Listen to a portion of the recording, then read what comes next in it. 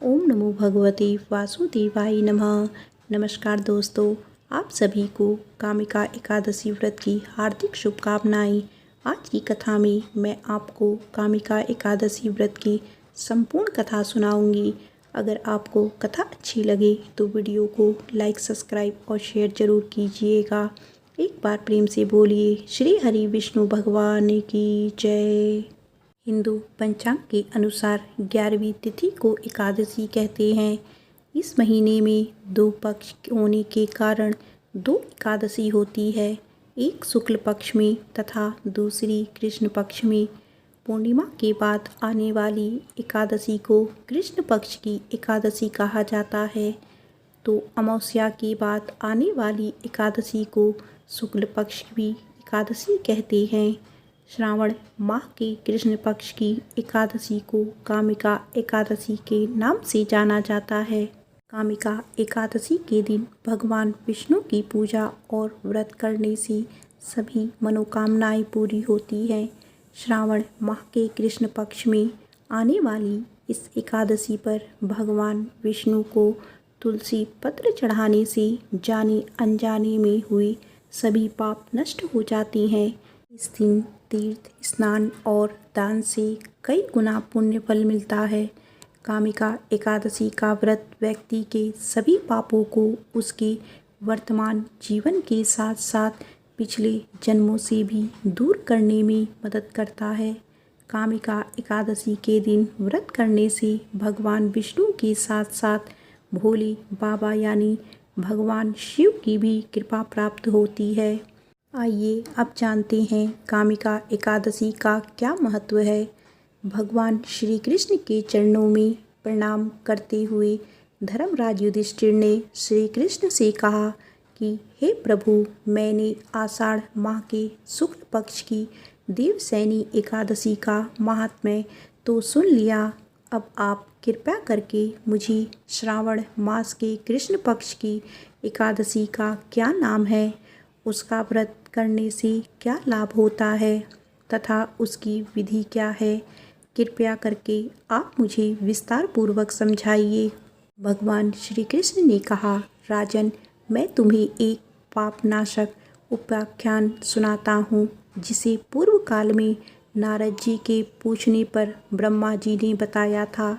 भगवान ब्रह्मा जी के चरणों में नारद जी ने प्रार्थना की, हे देव, श्रावण मास के कृष्ण पक्ष में कौन सी एकादशी होती है और उसका क्या महात्म्य है, कृपया मुझे सुनाइए।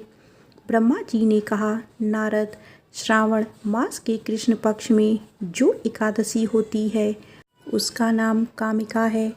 कामिका एकादशी के उपवास में शंख चक्र गदाधारी भगवान विष्णु की पूजा किया जाता है। जो मनुष्य इस एकादशी पर धूप दीप नैवेद्य आदि से भगवान विष्णु की पूजा करते हैं, उन्हें गंगा स्नान के फल से भी उत्तम फल प्राप्त होता है। सूर्य ग्रहण और चंद्र ग्रहण में, केदार में, कुरुक्षेत्र में स्नान करने से जिस पुण्य की प्राप्ति होती है, वह पुण्य कामिका एकादशी के दिन भगवान विष्णु की भक्तिपूर्वक पूजा करने से प्राप्त हो जाता है। भगवान विष्णु की श्रावण माह में भक्तिपूर्वक पूजा करने का फल समुद्र और वन सहित पृथ्वी दान करने के फल से भी ज़्यादा होता है। संसार में भगवान की पूजा का फल सबसे ज़्यादा है, अतः भक्तिपूर्वक भगवान की पूजा न बन सके तो श्रावण माह के कृष्ण पक्ष की कामिका एकादशी का उपवास करना चाहिए। आभूषणों से युक्त बछड़ा सहित गौ दान करने से जो फल प्राप्त होता है, वह फल कामिका एकादशी के उपवास से मिलता है। इस व्रत को करने तथा श्री हरि की पूजा से गंधर्वों एवं नागों सहित सभी देवी देवताओं की पूजा हो जाती है। यह व्रत मनुष्यों के पितरों के पापों को धो देता है। इस व्रत के प्रभाव से स्वर्ग की प्राप्ति होती है तथा उसके पितृ भी स्वर्ग भी अमृत पान करते हैं। संसार सागर तथा पापों में फंसी हुई मनुष्यों को इनमें मुक्ति के लिए कामिका एकादशी का व्रत करना चाहिए। कामिका एकादशी के उपवास से भी पाप नष्ट हो जाते हैं। जो मनुष्य इस दिन तुलसी दल के से भक्तिपूर्वक भगवान विष्णु का पूजन करते हैं, वे इस संसार सागर में रहते हुए भी इस प्रकार अलग रहते हैं, जिस प्रकार कमल पुष्प जल में रहता हुआ भी जल से अलग रहता है। जो मनुष्य प्रभु का तुलसी दल से पूजन करते हैं, उनके सभी पाप नष्ट हो जाते हैं। हे नारद जी, मैं भगवान की अति प्रिय श्री तुलसी जी को प्रणाम करता हूँ। तुलसी जी के दर्शन मात्र से मनुष्य के सभी पाप नष्ट हो जाते हैं और उनका शरीर के स्पर्श मात्र से मनुष्य पवित्र हो जाता है। तुलसी जी को जल से स्नान कराने से मनुष्य की सभी यम यातनाएं नष्ट हो जाती हैं। जो मनुष्य तुलसी जी को भक्तिपूर्वक भगवान के श्री चरण कमलों में अर्पित करता है, उसे मुक्ति मिलती है। इस कामिका एकादशी की रात्रि को जो मनुष्य जागरण करते हैं और दीपदान करते हैं, उनके पुण्यों को लिखने में चित्रगुप्त भी असमर्थ हैं। एकादशी के दिन जो मनुष्य भगवान के सामने दीपक जलाते हैं, उनके पितर स्वर्गलोक में अमृत का पान करते हैं। पद्म पुराण के अनुसार भगवान श्री कृष्ण युधिष्ठिर को एकादशी का महत्व समझाते हुए कहते हैं कि जैसे नागों में शेषनाग, पक्षियों में गरुड़, देवताओं में श्री विष्णु, वृक्षों में पीपल तथा मनुष्यों में ब्राह्मण श्रेष्ठ है, उसी प्रकार संपूर्ण व्रतों में एकादशी श्रेष्ठ है। आइए अब जानते हैं कामिका एकादशी व्रत की विधि।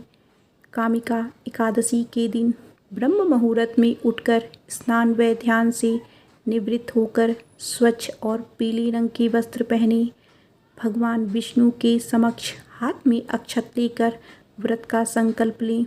इसके बाद एक चौकी पर लाल या पीला कपड़ा बिछाकर भगवान विष्णु की प्रतिमा या तस्वीर स्थापित करें और चारों तरफ गंगा जल से छिड़काव करें।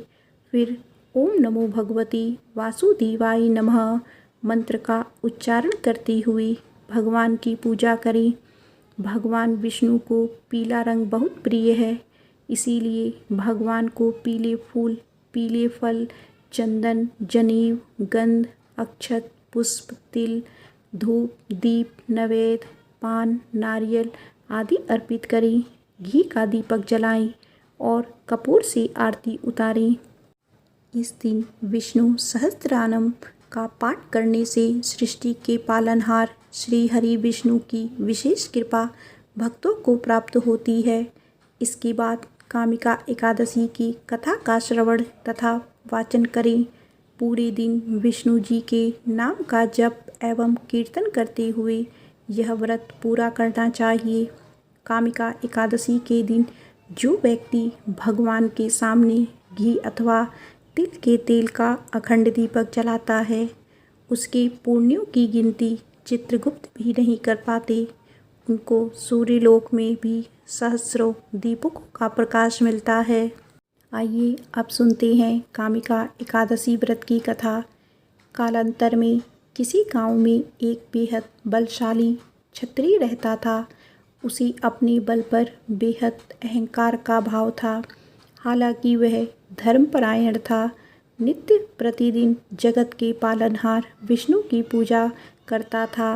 एक दिन वह किसी विशेष कार्य हेतु कहीं जा रहा था। मार्ग में उसकी भिड़ंत एक ब्राह्मण से हो गई। उस समय वह आवेग में आ गया। ब्राह्मण व्यक्ति उसे कुछ समझाता, उससे पूर्व ही वह ब्राह्मण से हाथापाई करने लगा। ब्राह्मण बेहद दुर्बल था। वह बलशाली क्षत्रिय के प्रहार को सहन न कर पाया। इसके चलते तत्काल ही उसकी मृत्यु हो गई। उस समय बलशाली क्षत्रिय सदमे में आ गया। वह प्रायश्चित करने लगा।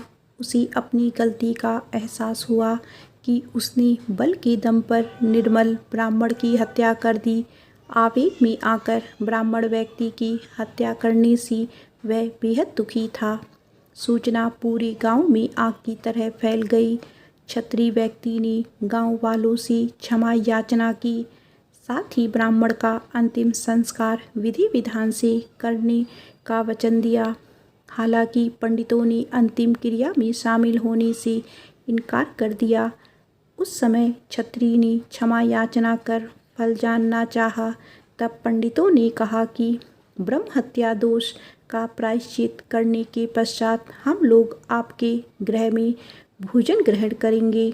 यह सुन क्षत्रिय ने ब्रह्म हत्या दोष प्रायश्चित करने का उपाय पूछा।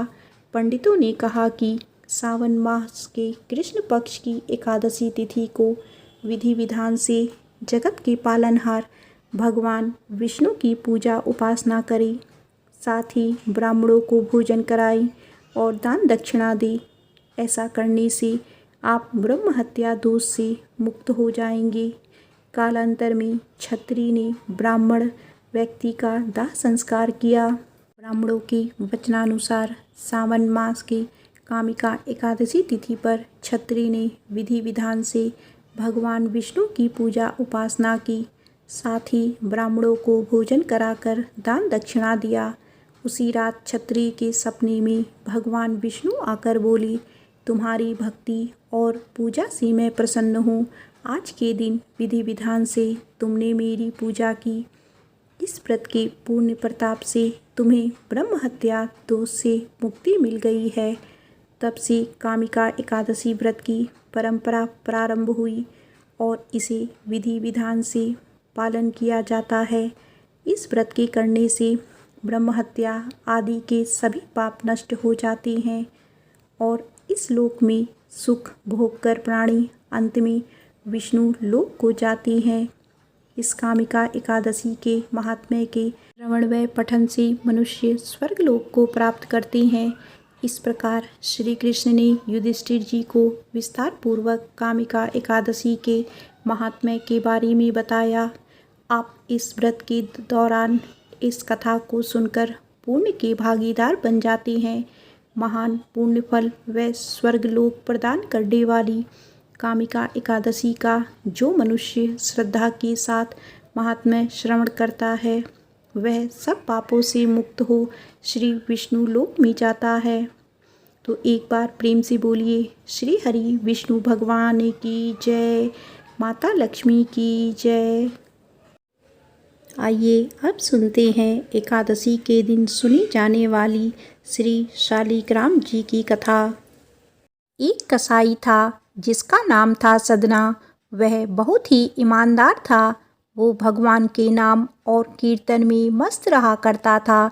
यहाँ तक कि मांस को काटते बेचते हुए भी वह भगवान का नाम गुणगान करता रहता था।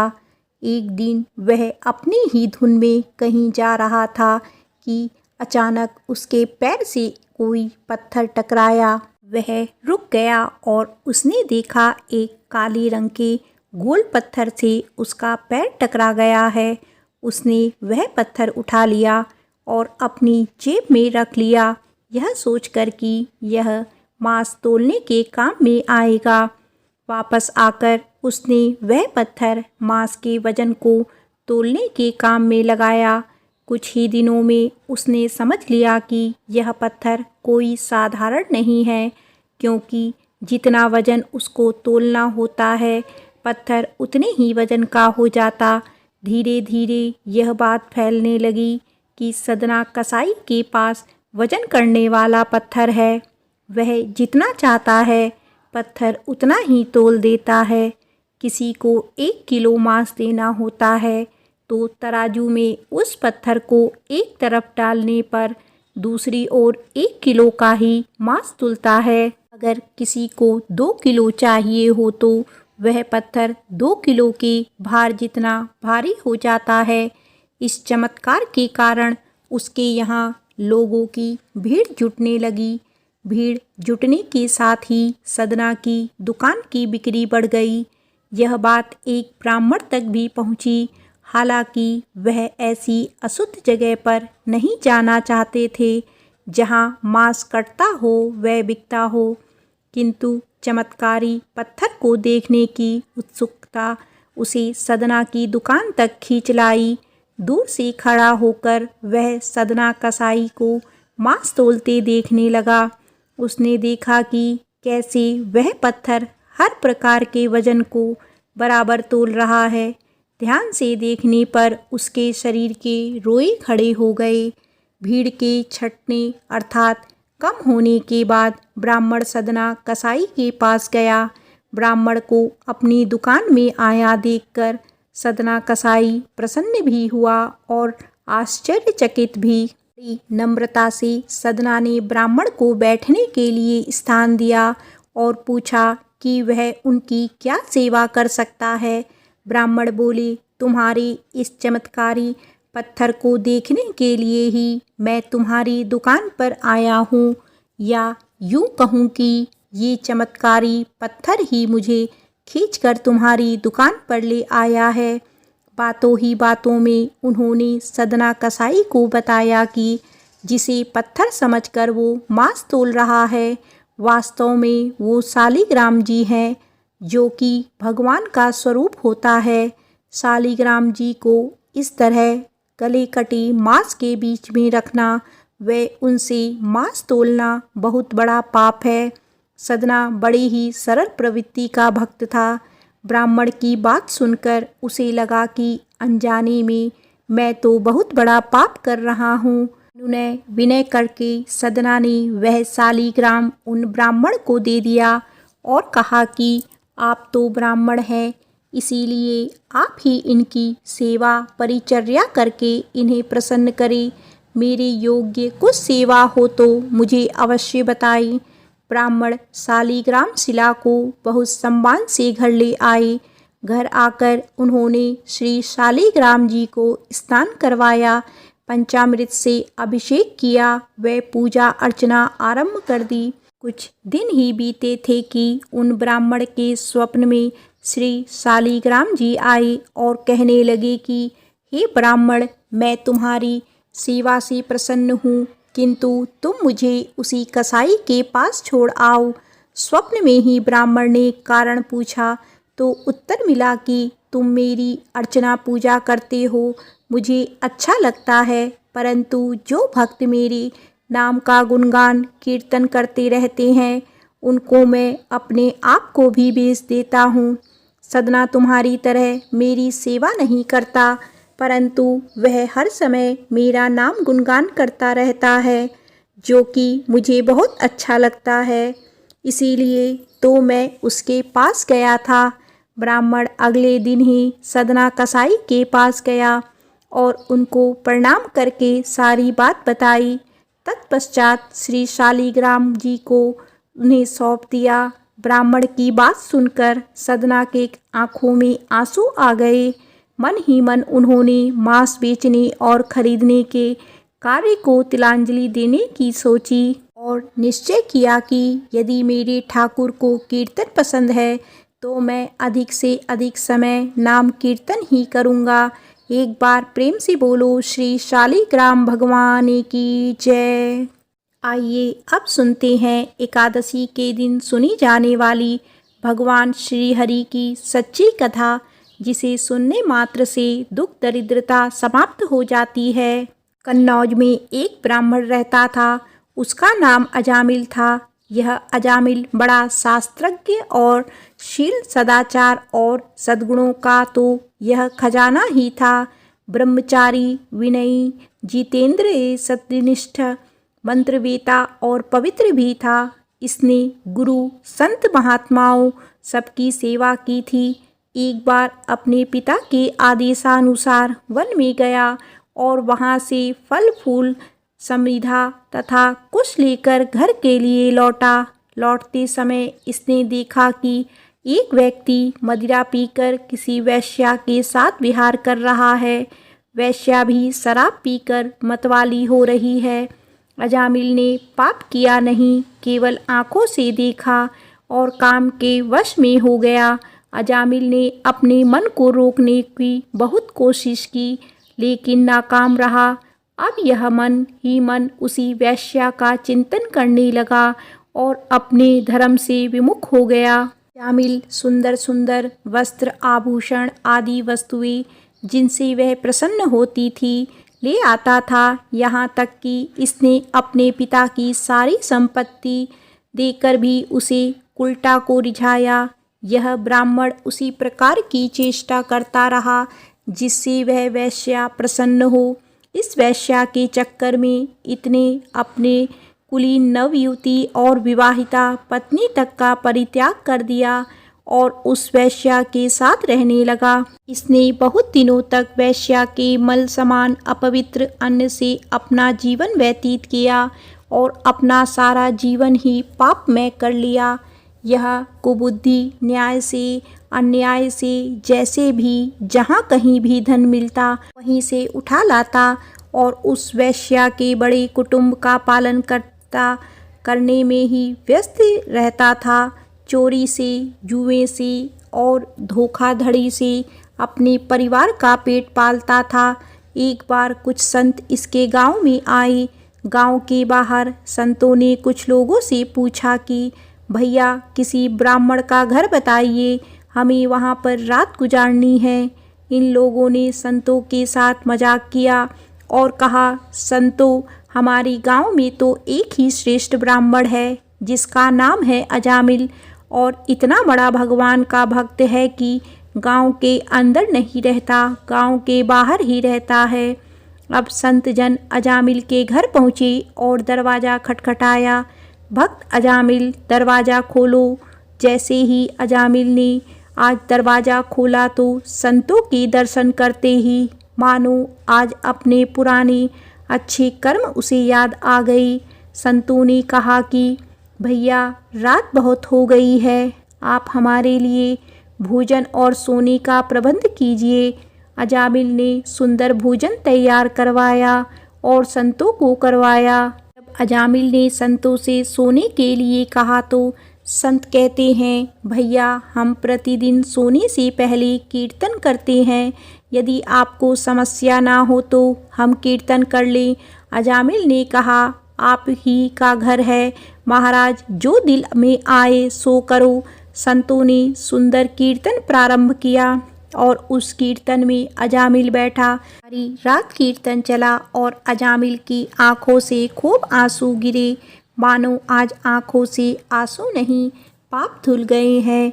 सारी रात भगवान का नाम लिया।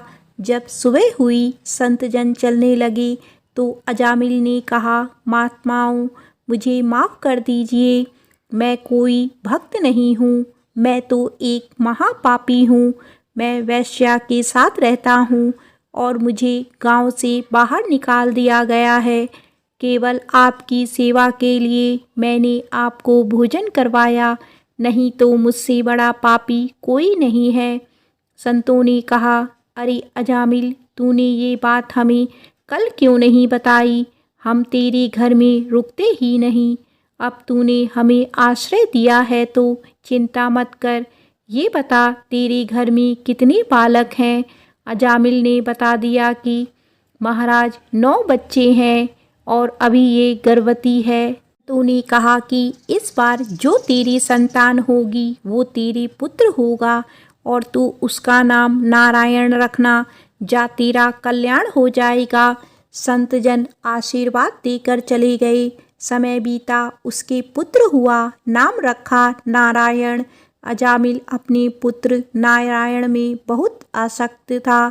अजामिल ने अपना पूरा संपूर्ण हृदय अपने बच्चे नारायण को सौंप दिया था। हर समय अजामिल कहता था कि नारायण भोजन कर लो, नारायण पानी पी लो, नारायण तुम्हारा खेलने का समय है, तुम खेल लो। हर समय नारायण नारायण करता था। इस तरह 88 वर्ष बीत गए। वह अतिशय बूढ़ हो गया था। उसे इस बात का पता ही ना चला कि मृत्यु मेरे सिर पर आ पहुंची है। अब वह अपने पुत्र बालक नारायण के संबंध में ही सोचने विचारने लगा। इतने में ही अजामिल ने देखा कि उसे ले जाने के लिए यमराज के दूत आए हैं और वह नारायण नारायण पुकारने लगा।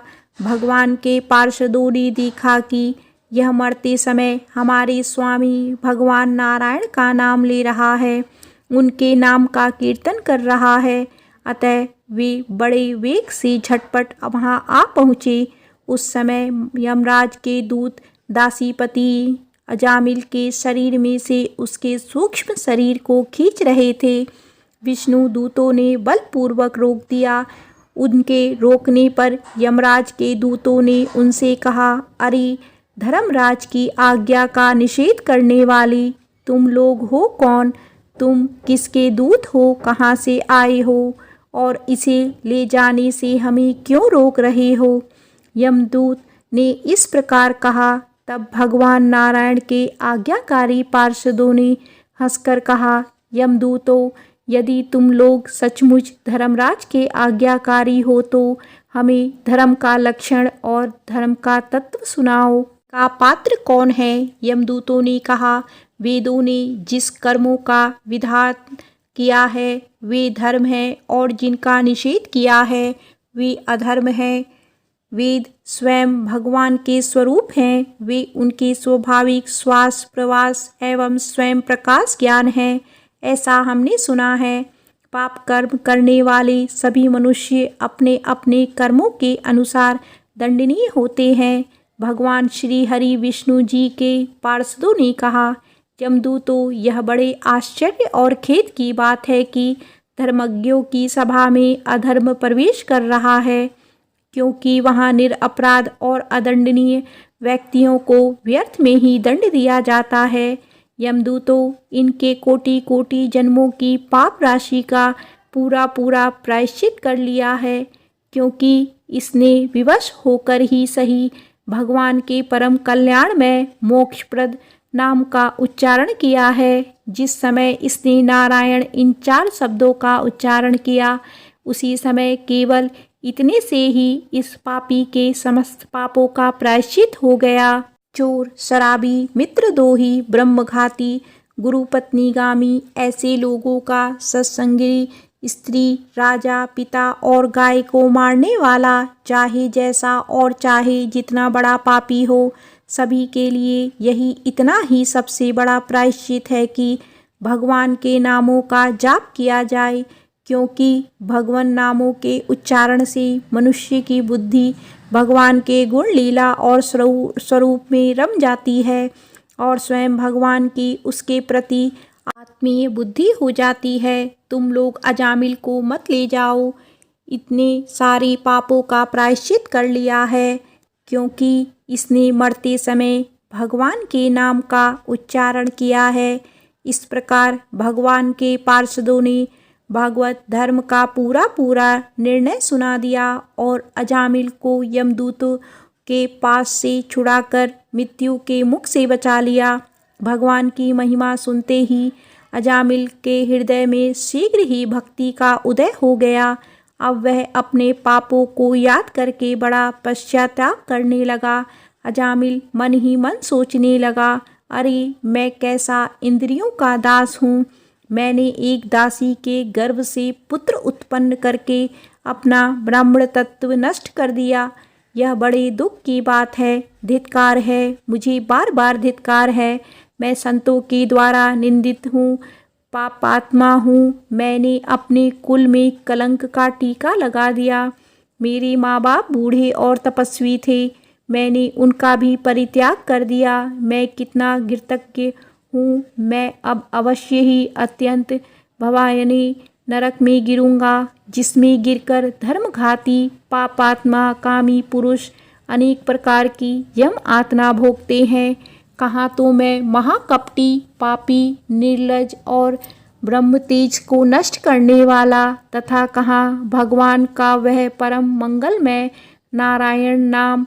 अब मैं अपने मन, इंद्रियां और प्राणों को वश में करके ऐसा प्रयत्न करूंगा कि फिर अपने को घोर अंधकार में नरक में ना डालूं। मैंने यमदूतों से डर के अपने पुत्र नारायण को पुकारा और भगवान के पार्षद प्रकट हो गए। यदि मैं वास्तव में नारायण को पुकारता तो क्या आज श्री नारायण मेरे सामने प्रकट नहीं हो जाते। अब अजामिल के चित्त से संसार के प्रति तीव्र वैराग्य हो गया है। वे सबसे संबंध और मोह को छोड़कर हरिद्वार चले गए। उस देव स्थान में जाकर वे भगवान के मंदिर में आसन पर बैठ गए और उन्होंने योग मार्ग का आश्रय लेकर अपनी सारी इंद्रियों को अन्य विषयों से हटाकर मन भगवान श्री हरि विष्णु में लीन कर लिया और मन को बुद्धि में मिला दिया। इसके बाद आत्मचिंतन के द्वारा उन्होंने बुद्धि को विषयों से पृथक कर लिया तथा भगवान के धाम अनुभव स्वरूप पर ब्रह्म को में जोड़ दिया। इस प्रकार जब अजामिल की बुद्धि त्रिगुणमयी प्रकृति से ऊपर उठकर भगवान के स्वरूप में स्थित हो गई, तब उन्होंने देखा कि उनके सामने वे ही चारों पार्षद जिन्हें उन्होंने पहले देखा था खड़े हैं। अजामिल ने सिर झुकाकर उन्हें नमस्कार किया। उनका दर्शन पाने के बाद उन्होंने उस तीर्थ स्थान में गंगा के तट पर अपना शरीर त्याग दिया और तत्काल भगवान के पार्षदों का स्वरूप प्राप्त कर लिया। अजामिल भगवान के पार्षदों के साथ स्वर्णमय विमान पर आरूढ़ होकर आकाश मार्ग से भगवान लक्ष्मीपति के निवास स्थान वैकुंठ को चले गए। प्रेम से बोलो श्री हरि विष्णु भगवान की जय। आइए अब सुनते हैं एकादशी माता की कथा। एक बार एक राज्य में एक राजा रहा करता था। राजा बहुत ही बुद्धिमान और बलशाली था। राजा सदैव अपनी प्रजा का बहुत अच्छे से ध्यान रखता था। प्रजा भी अपने राजा को बहुत पसंद करती थी। राजा की 2 बेटियां थीं। राजा अपनी दोनों बेटियों से बहुत प्रेम करता था। राजा की छोटी बेटी देखने में बहुत सुंदर और आकर्षण थी और राजा की बड़ी बेटी छोटी बेटी के मुकाबले थोड़ा कम सुंदर थी। राजा की छोटी बेटी ग्यारस माता की पूजा किया करती थी और सभी लोग राजा की छोटी बेटी से बहुत ही प्रेम किया करते थे और बहुत प्रशंसा किया करते थे। राजा भी अपनी छोटी बेटी को बड़ी बेटी से अधिक प्रेम करता था, जिसके कारण राजा की बड़ी बेटी को अपनी छोटी बहन से बहुत नफरत होने लगी थी। राजा की दोनों बेटियां जब बड़ी हो गई, तब एक पड़ोस राज्य में रहने वाला राजकुमार राजा की बड़ी बेटी के लिए रिश्ता लेकर आया। लेकिन जैसे ही उस राजकुमार की नज़र राजा की छोटी बेटी पर पड़ी, तो वह राजकुमार राजा की छोटी बेटी पर आकर्षण हो गया और उसे पहली ही नज़र में प्रेम कर बैठा। उस राजकुमार ने राजा की बड़ी बेटी के साथ विवाह करने से मना कर दिया और उसने राजा से कहा कि मैं आपकी छोटी बेटी से विवाह करना चाहता हूँ। जिसके बाद राजा की बड़ी बेटी यह देखकर अपनी छोटी बहन से बहुत क्रोधित हो गई और राजा की बड़ी बेटी से अपनी छोटी बहन को अपना सबसे बड़ा दुश्मन मान लिया।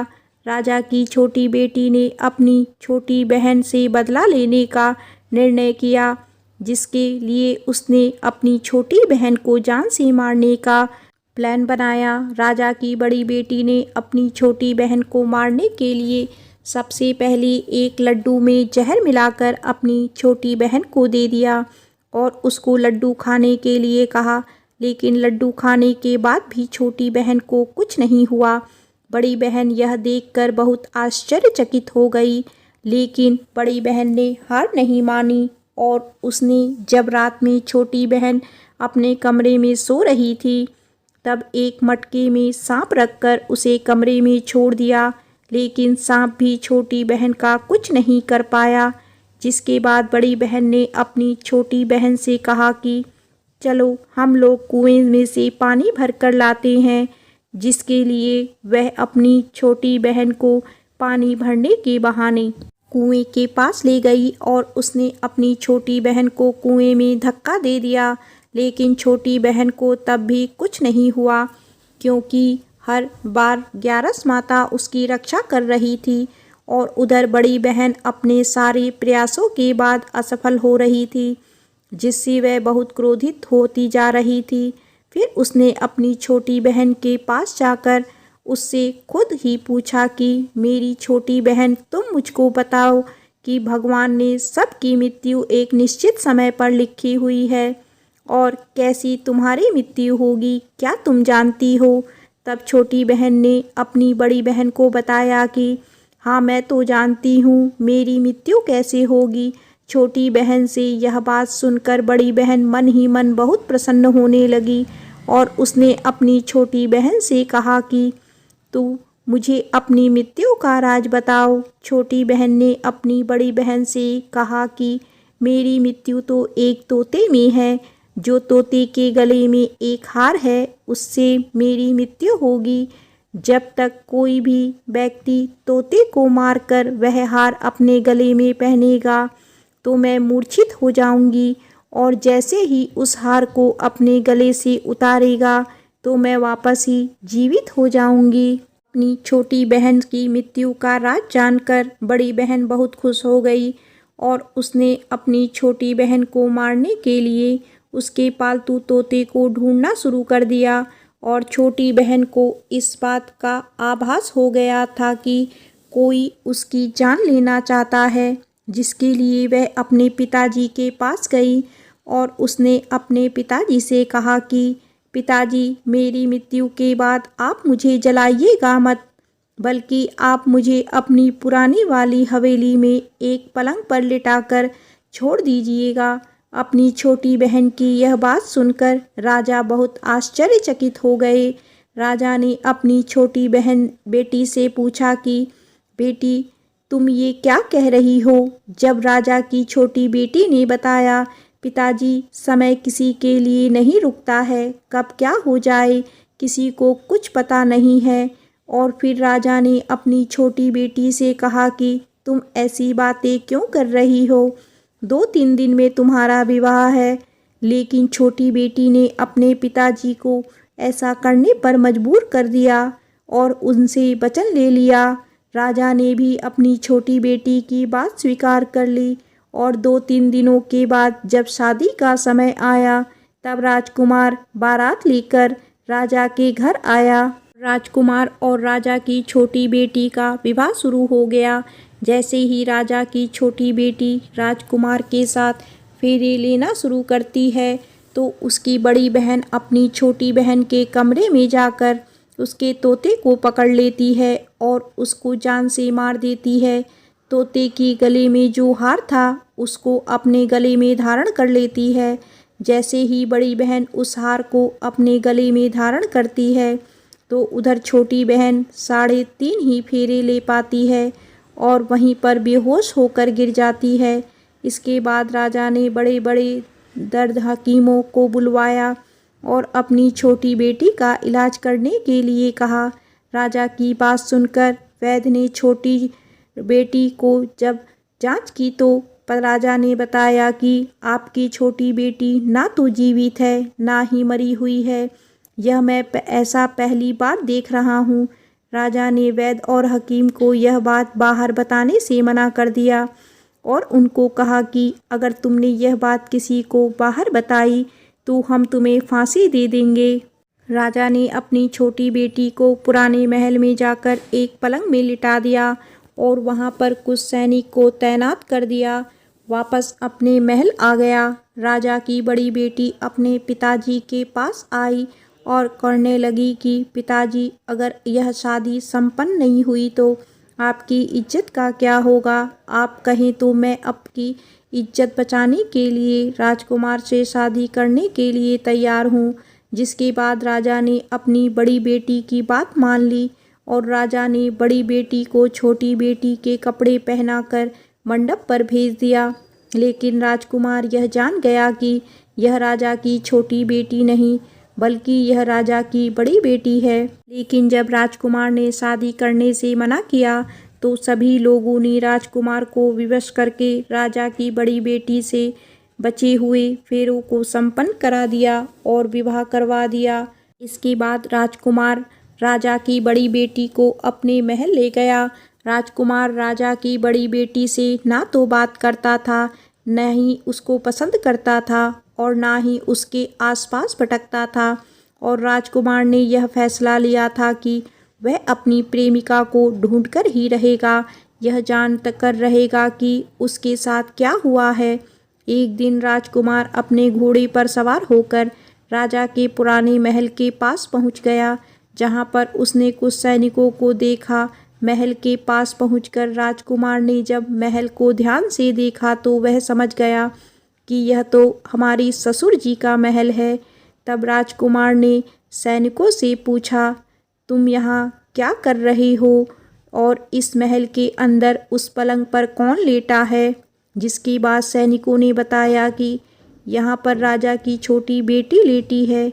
यह सुनकर राजकुमार बहुत प्रसन्न हो गया और वह तुरंत अपनी प्रेमिका के पास पहुँच गया और उसकी सेवा करने लगा।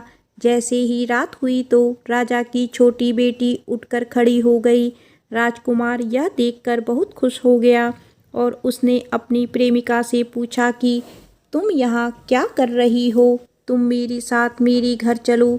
राजा की छोटी बेटी ने राजकुमार को सारी बातें बता दी कि मेरी जान एक तोते में बसी थी और मैंने यह बात सिर्फ अपनी बड़ी बहन को बताया था और मुझे पता है कि उसने ही मुझे मारने का प्रयास किया है। उसके पास एक हार है जिसको वह सुबह पहन लेती है और रात को उतार देती है।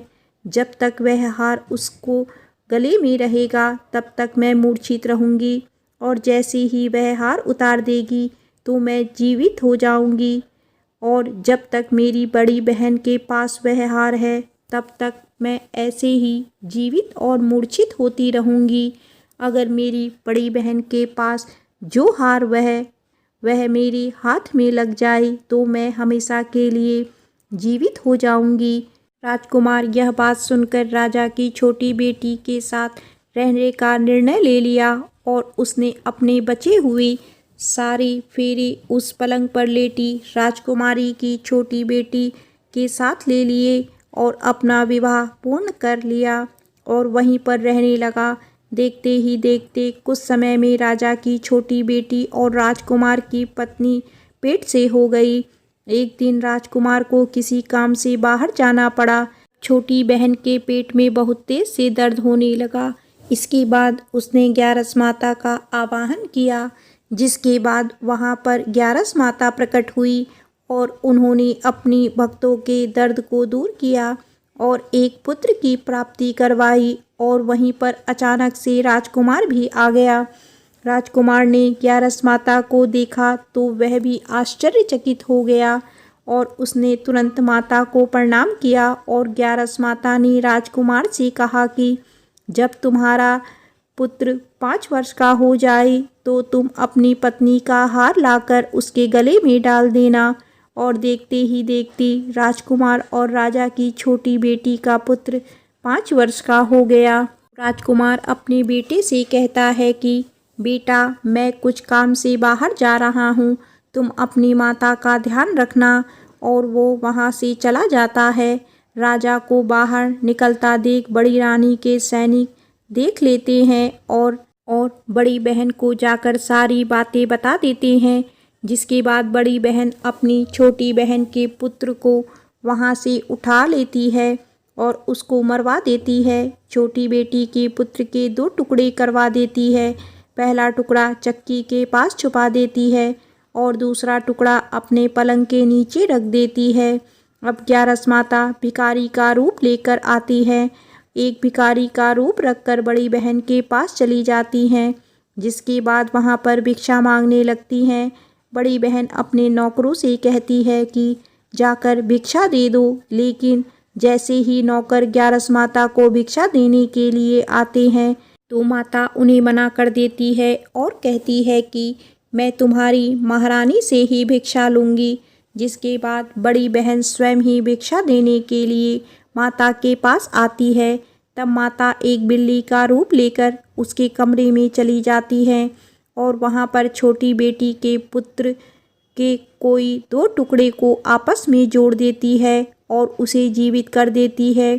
उसे वहाँ से ले जाती है। राजकुमार अपने बेटे को लेकर अपनी पत्नी के पास जाता है और उससे कहता है कि तुम इसका ध्यान रखना। अगर तुम इस बच्चे का अच्छे से ध्यान रखोगी तो मैं तुमसे बात करूँगा। एक दिन राजकुमार अपने बच्चे से कहता है कि तुम अपनी माँ से उनके गले का हार मांग लेना। जिसके बाद राजकुमार का लड़का अपनी माँ के पास जाता है और कहता है कि माँ, मुझे तुम्हारा हार चाहिए। जो तुमने गले में पहन रखा है। यह सुनकर पहले तो बड़ी बहन बहुत क्रोधित होती है, पर उसको यह याद आता है कि राजकुमार ने कहा था कि अगर मैं इस बच्चे का ध्यान अच्छे से रखूंगी तो वह मुझसे बात करेंगे, जिसके कारण वह हार उस बच्चे को दे देती है। और तभी राजकुमार अपने बेटे को लेकर वहाँ से जाने लगता है और अपनी पत्नी से कहता है कि तुम हमारे लिए खाना बना कर रखना, मैं शाम को आकर तुम्हारे साथ खाना खाऊंगा। वह अपने बेटे को वहाँ से लेकर चला जाता है, जिसके बाद वह राजा के पास जाता है और उनको सारी बातें बता देता है। राजा अपनी बड़ी बेटी की यह करतूत सुनकर बहुत क्रोधित होती है और अपने परिवरिश पर भी दोष देने लगते हैं और राजकुमार को अपनी छोटी बेटी के साथ रहने के लिए आदेश देते हैं। एक बार प्रेम से बोलिए एकादशी माता की जय।